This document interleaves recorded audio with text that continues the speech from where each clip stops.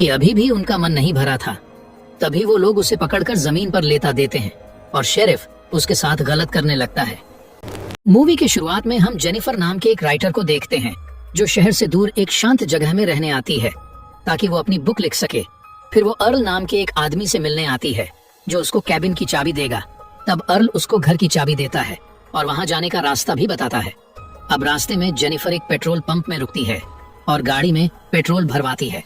तभी उसे दो लड़के दिखाई देते हैं जिनका नाम एंडी और स्टैनली होता है और वो दोनों उसे ही देख रहे थे। तभी उसके पास जॉनी नाम का एक वर्कर आता है और उसकी मदद करने लगता है।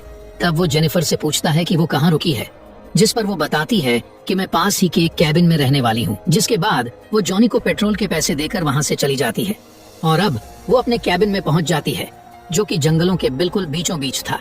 जिसके बाद रात में जेनिफर अपनी बुक लिखने लगती है, जिस दौरान गलती से उसका ड्रिंक कपड़ों में गिर जाता है और वो उसे धोने के लिए घर के अंदर जाती है।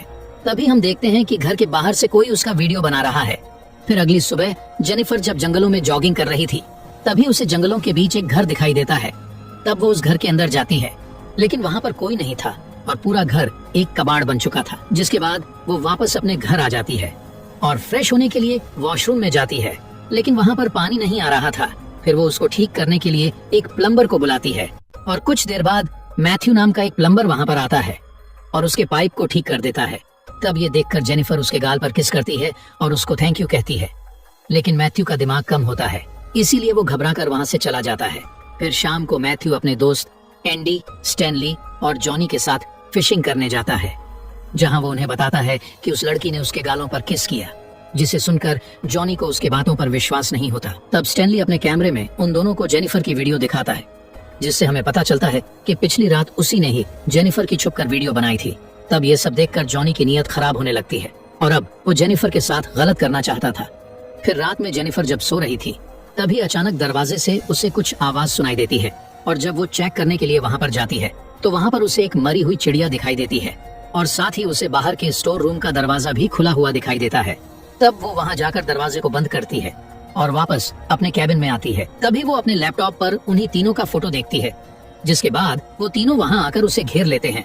तब ये देखकर जेनिफर उनसे कहती है कि मेरा बॉयफ्रेंड यहाँ पर आने वाला है, इसीलिए तुम लोग यहाँ से चले जाओ।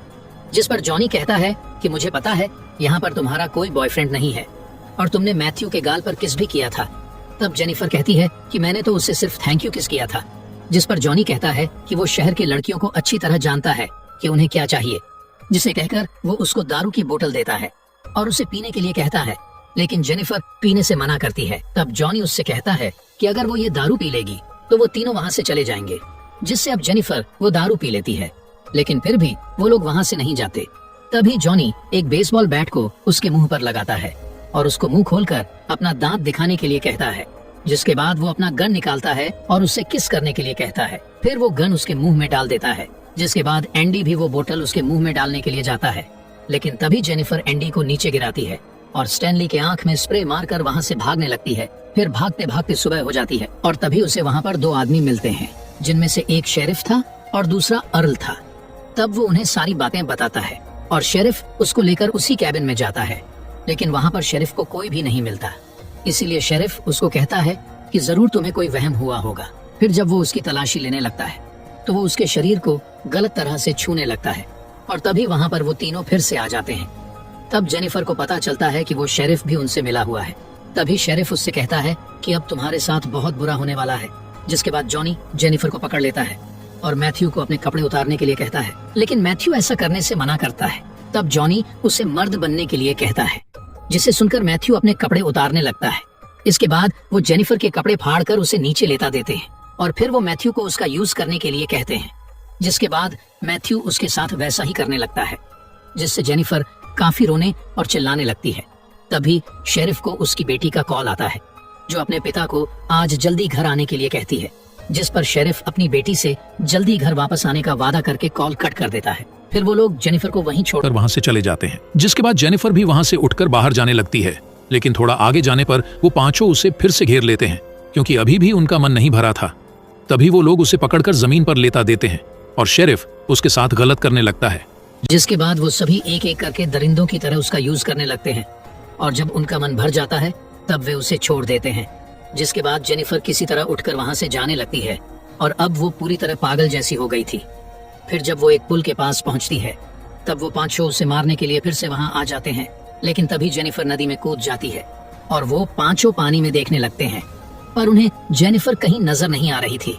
फिर वो कई घंटों तक उसकी बॉडी के ऊपर आने का वेट करते हैं, लेकिन जेनिफर की बॉडी ऊपर नहीं आती, जिसे देखकर शेरिफ उन्हें कहता है कि तुम लोगों को जेनिफर पर नजर रखनी होगी।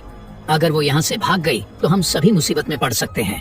फिर वो जेनिफर के सभी सामानों को जला देते हैं ताकि कोई सबूत ना रहे कि वो यहाँ पर आई थी।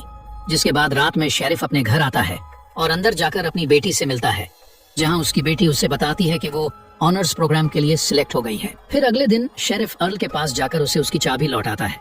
तब अर्ल उससे पूछता है कि क्या वो लड़की चली गई है, जिस पर वह बताता है कि हाँ वो चली गई है।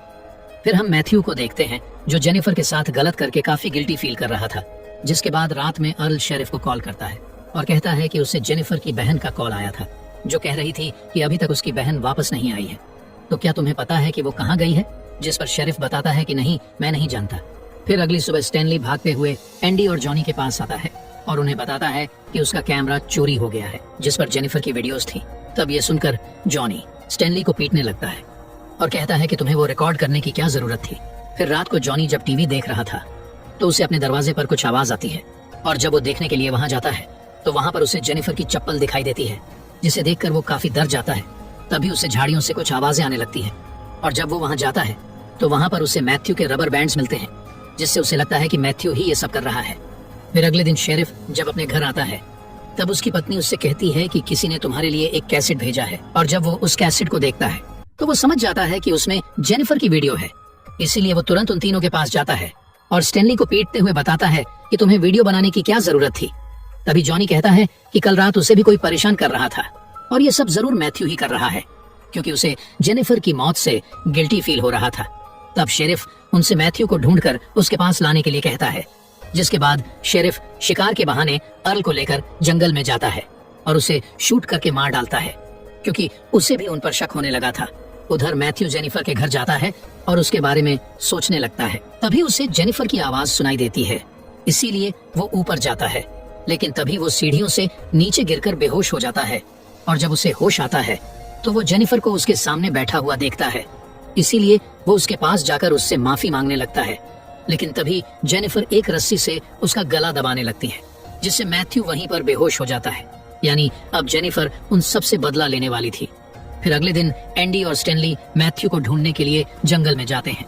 तभी एंडी को वहाँ एक घर दिखाई देता है और वो चेक करने के लिए उस घर में जाता है, और दूसरी तरफ स्टैनली के सामने जेनिफर आ जाती है और जब उसको मारने के लिए आगे बढ़ता है तो उसका पैर एक ट्रैप में फंस जाता है। और चीखने की आवाज सुनकर जब वहाँ पर एंडी आता है तो पीछे से जेनिफर उसको मारकर बेहोश कर देती है और साथ ही वो स्टैनली को भी मारकर बेहोश कर देती है।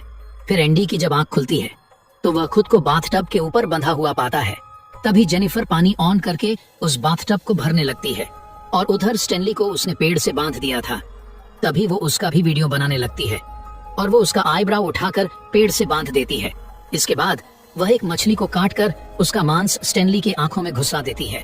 तब उसके पास कुछ पंछी आकर उसके आंख में लगे मांस को खाने लगते हैं, जिसके साथ उसका आंख भी निकल जाता है और वो वहीं पर मर जाता है। जिसके बाद वो एंडी के पास जाती है और उसके पानी में एसिड पाउडर मिलाकर उसमें से एक लकड़ी निकाल देती है, जिससे एंडी पानी में चला जाता है और उसका चेहरा जलकर वो भी मारा जाता है। जिसके बाद जेनिफर उसी पेट्रोल पंप में जाती है और जॉनी को किडनैप कर लेती है। फिर उसको रस्सी से बांधकर टॉर्चर करने लगती है और आखिर में उसका पेनिस काटकर उसके ही मुंह में डाल देती है, जिससे तड़पते हुए उसकी भी मौत हो जाती है।